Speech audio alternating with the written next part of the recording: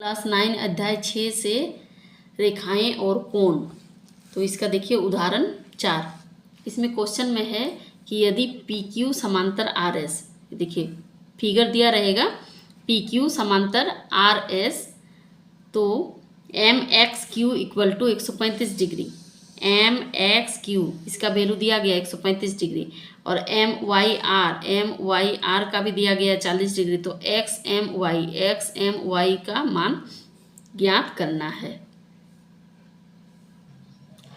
तो गिवन है सबसे पहले पी क्यू समांतर आर एस और एम एक्स क्यू जो गिवन में दिया गया है, M X Q 135 degree, M Y R 40 degree, और हमें निकालना है एक्स एम वाई, ये इसका पूरा का वैल्यू हमें निकालना है।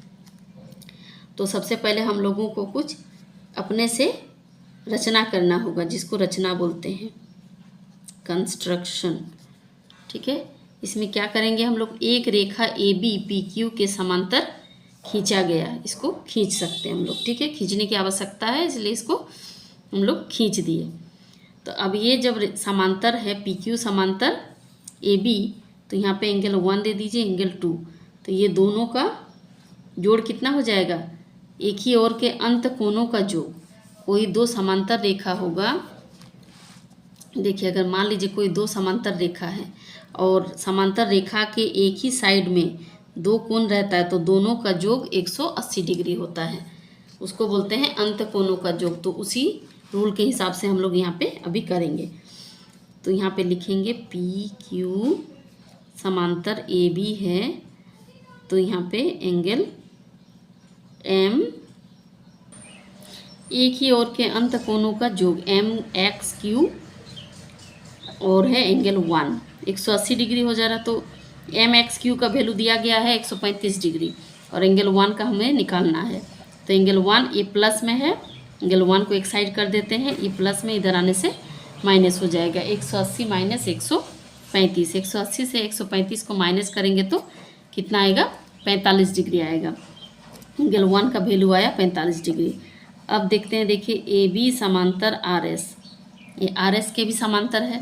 देखिए पिक्चर एक बार देख लीजिए, ए बी समांतर आर एस, तो एंगल जो ये एकांतर कोण इस रेखा के नीचे और बीच में अगर तिर्यक रेखा हो, ट्रांसवर्सल हो, तो इस साइड वाला और इस साइड वाला आपस में इक्वल होता है, बराबर होता है, जिसको एकांतर कोण कहते हैं। एंगल 2 इक्वल टू 40 हो जाएगा। यहाँ पे हम लोग लिख सकते हैं एंगल 2 इक्वल टू 40 डिग्री, ये है एकांतर कोण। अब कोण का नाम भी लिख सकते हैं पहले, बी एम वाई और एम वाई आर। तो 2 इक्वल टू 40 आ गया और 1 इक्वल टू 45 आ गया। तो हम लोग को निकालना है एक्स एम वाई, जो क्या है, एक्स एम वाई में एंगल 1 है और एंगल 2 है।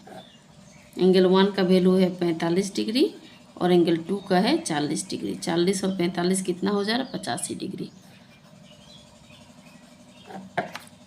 दोनों का योग 85 डिग्री, यही हमारा आंसर है। नेक्स्ट क्वेश्चन है उदाहरण 6। इसमें क्या है, क्वेश्चन में फिगर आपका दिया रहेगा। इसमें क्वेश्चन में है कि ए बी समांतर सी डी और सी डी समांतर ई एफ। ये देखिए ए बी समांतर C D and C D समांतर, ये देखिए सी डी समांतर ई एफ, और ई ए परपेंडिकुलर है ए बी, ई ए इसका लंब है ए बी का। यदि बी ई एफ 55 डिग्री है, तो एक्स वाई और जेड के मान ज्ञात कीजिए। तो सबसे पहले देखिए सॉल्यूशन में गिवन जो दिया है, जो दिया है उसको पहले लिख लेते हैं। ए बी समांतर सी डी और सी डी समांतर ई एफ वो दिया है, और ई ए लंब ए बी भी दिया गया है। अगर ये लंब होगा तो यहाँ पे कितना डिग्री का एंगल बनेगा, 90 डिग्री का। इस टाइप का साइन दिया है, मतलब ये 90 डिग्री का है। और बी ई एफ का भी 55 डिग्री है। तो इसमें एक्स का निकालना है, वाई का निकालना है और जेड का निकालना है। तो सबसे पहले देखिए ये दोनों रेखा समांतर है और ये तिर्यक रेखा है, तो ये दोनों क्या हो जाएगा, एक ही ओर के अंत कोणों का योग। यहाँ लिखते हैं एक बार, सी डी समांतर एफ दिया गया है, तो angle Y plus 55 degree, angle Y plus 55 degree equal to 180 degree. यहाँ लिखेंगे एक ही और के अंत कोनों का योग। तो एंगल वाई का वैल्यू इसमें से निकल जाएगा 180 डिग्री, ये प्लस है, इधर आने से माइनस। 180 से 55 को माइनस करेंगे तो कितना आएगा 125 डिग्री। वाई का वैल्यू 125। अब और एक बार देखिए पिक्चर में, वाई का अगर 125 आया और ये दोनों समांतर है और ये तिर्यक रेखा है, तो समांतर रेखा के ये भी ऊपर है, ये भी समांतर रेखा के ऊपर, यानी ये भी आपस में बराबर हो जाएगा, जिसका कोण का नाम होगा संगत कोण। यहाँ पे लिखेंगे एंगल एक्स बराबर एंगल वाई, यहाँ पे इसका नाम है संगत। हम लोग पहले ही लिख चुके हैं, ये समांतर है बोल के, संगत कोण। तो एक्स का कितना हो जाएगा, एंगल एक्स का वाई का जितना है 125 डिग्री हो जाएगा। एक्स और वाई निकल चुका है, अब जेड का निकालना है। जेड का कैसे होगा, देखिए इसको पहले लिख के हम समझाते हैं। एंगल ए का है 90 डिग्री, ठीक है, 90 डिग्री है। एंगल जेड और ये जो ई डी ई एफ, ये भी 90 डिग्री का हो जाएगा।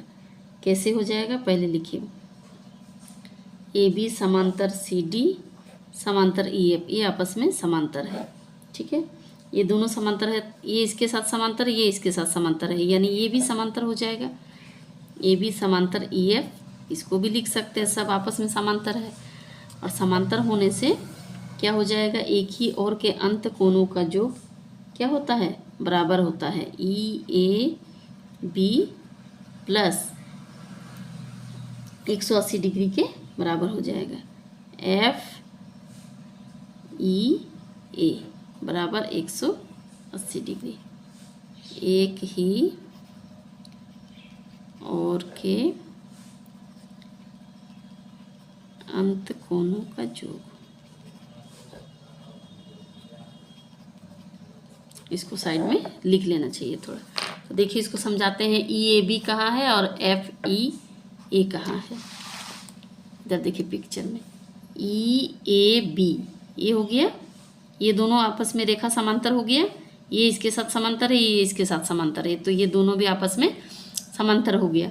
तो एंगल ई ए बी और इधर है एफ ई ए, मतलब ये वाला एंगल और ये वाला एंगल, ये आपस में दोनों का योग कितना हो जाएगा 180 डिग्री, क्योंकि ये दोनों समांतर रेखा है और एक ही ओर के अंत, मतलब एक ही ओर के अंदर के कोनों का योग। तो इसमें है 90 डिग्री और इसमें जेड प्लस 55। यहाँ पे ई ए बी का कितना लिखेंगे, 90 डिग्री लिखेंगे, और यहाँ पे जेड प्लस 55। 9 और 90 और 55 को जोड़िए, कितना हो जा रहा है 145 plus angle Z 180 degree.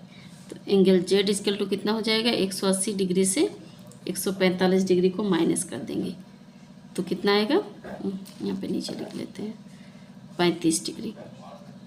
X का कितना निकला, एक्स का निकला है 125 डिग्री और वाई का निकला है,